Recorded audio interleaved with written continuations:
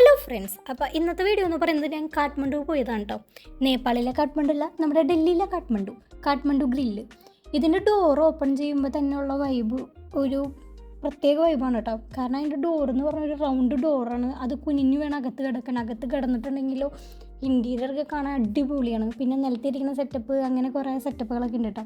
ആദ്യം ഞങ്ങൾ ഓർഡർ ചെയ്തത് സ്മോക്ക്ഡ് പോർക്കാണ് കേട്ടോ. പിന്നെ അതേപോലെ തന്നെ mango ice tea, mango rice beer. Pork അത്യാവശ്യം ക്വാണ്ടിറ്റി ഉണ്ടായിരുന്നു, നല്ല ടേസ്റ്റ് ഉണ്ടായിരുന്നു കേട്ടോ.